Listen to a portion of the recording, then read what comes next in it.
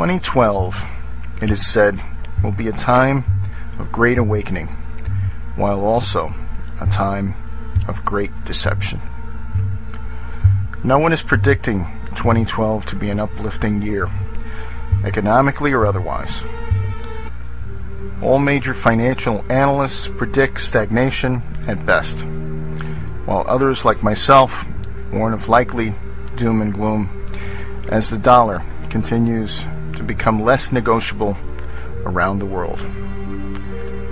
Although the global political and media leadership tell tales of growth and recovery to pacify the masses, their actions reveal that they are very aware that things are about to get a lot worse.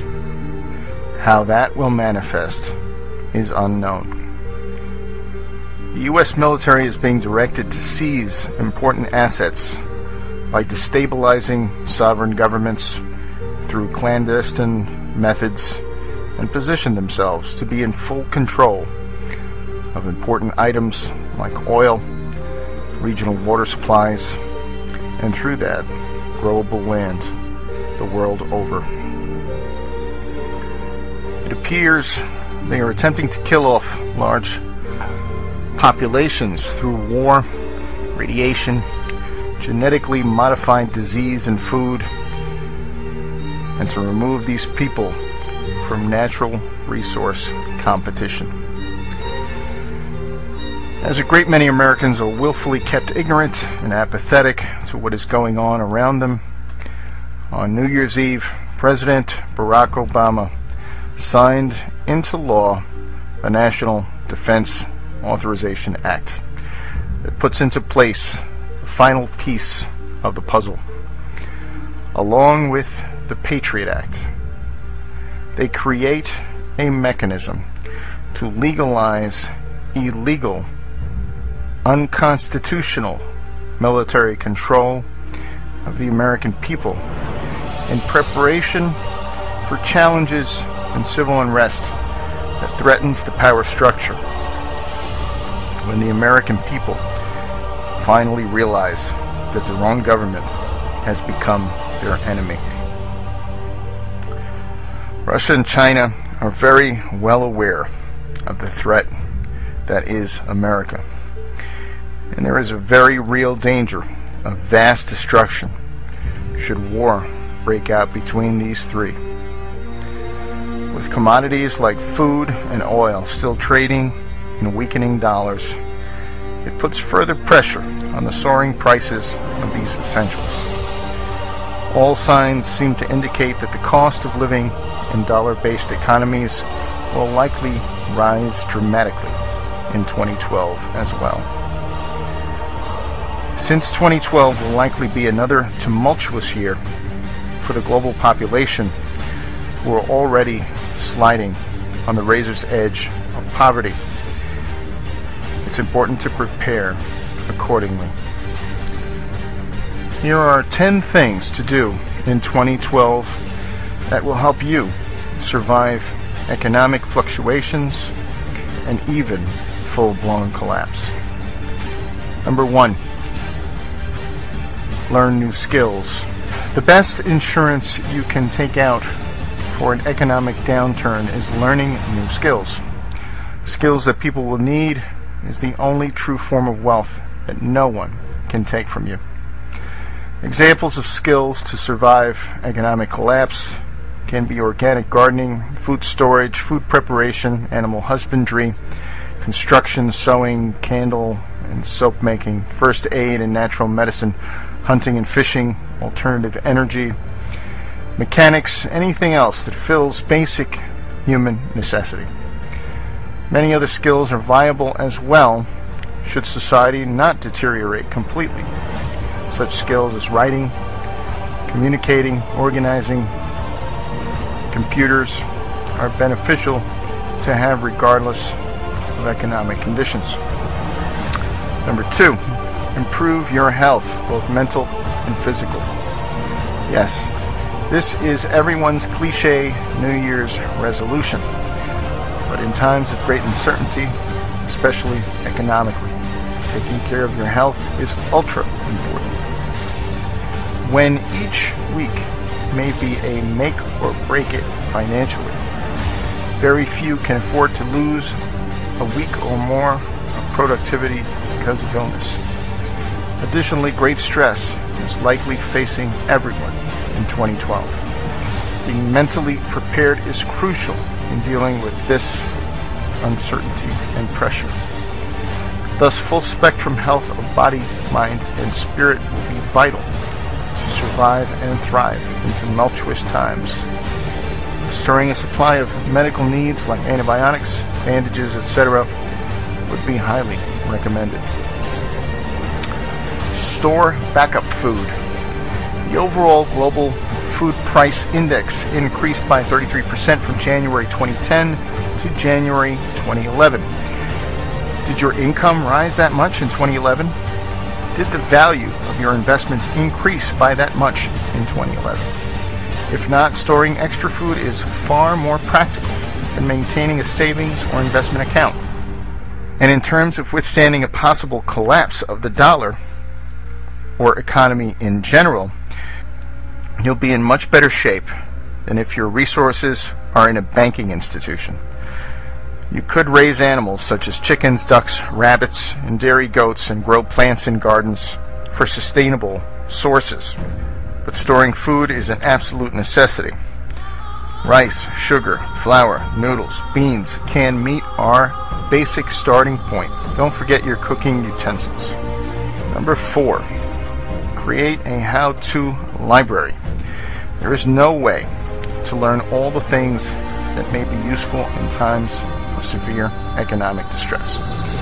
Many of us rely on the internet as an immediate accessible library of how-to information. However, if something were to happen to internet access in 2012, which is clearly under threat of censorship and control, it's important to build your own personal library of useful how-to knowledge. They may prove priceless in times of need. Number 5, start a side business. Waiting for the government or anyone to create jobs is futile and foolish.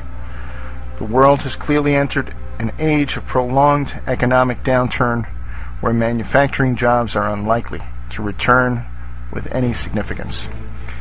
It's time to focus on creating something for yourself, whether you're currently employed or not. Learn to forage for deals and small earnings. Learn to create. Start a small side business and build the foundations for an additional stream of income with something you're passionate about. Teach something, repair something, or making something that will be of service to others. Number 6, gather tradable goods. If things go from bad to worse, besides food, there are many things that will be valuable to have stored up. First, consider your personal needs and overbuy those items. Things like toothbrushes, soap, candles, baking soda, first aid products, alcohol, and medicine. There are also several survival goods that you should backstock, like cooking oil, fuel, lighters, seeds, weapons and common ammunition, batteries and hand tools. These are regularly used in daily life and won't ever go to waste. But they also have a great trade value should times get tough. All of these items can be picked up very inexpensively. You keep your eye on the deals and you buy in bulk. Number 7, building community alliances. Everyone needs a supporting tribe when times get tough. Inform your family and friends of your plans to prepare for the worst and the new business ventures you're engaged in. Encourage them to get involved with you in any capacity that makes sense. Seek others in your community already doing these things and collaborate with them. Support local businesses and local food cooperatives. Go to your town hall and city council meeting and suggest community activities that increase self-sufficiency of the area to cushion any disruption. Number 8, alternative energy. Having any source of alternative energy is just plain smart for any circumstance. The backup generator, whether solar powered or gas, is imperative for those who live in cold climates, along with wood stoves and fireplaces, prone to electric outages in the winter. But imagine if the lights go out for an extended period of time. Solar hot water, a solar-powered chest freezer, a solar oven, and a small generator will provide a high level of self-reliance for energy with minimal investment, and don't forget any replacement parts and tools you might need. Number 9, water purification. Water purification. Clean water is so vital to your health and survival that you should acquire several ways to purify water. First, before a disaster strikes, test your water now. You may be surprised to discover that, disaster or not, your water may already be contaminated with countless toxins, including sanctioned additives like fluoride. There are several affordable options for turning unhealthy water into crisp, fresh water, from portable hand pump units, tabletop setups, faucet attachments, pills, bleach drops, or just filtering through rocks and sand. It's recommended to have more than one option, so research and find the best that you can afford that suits your needs. And number 10, love and appreciate. One of the most important intangible things you can do to survive 2012 is to love and appreciate more. Make it a daily action item. Express love to your friends, family, neighbors, even strangers. Games, cards, and books will help bring joy to the heart. What you put out into the world is what you'll get in return. Appreciate what you do every day. Don't be disappointed because others may have more, because there are always others with far less. Your genuine appreciation for the little things will attract the bigger things you need and desire. Life is about choices and the consequences of those choices. Choose well, my friends.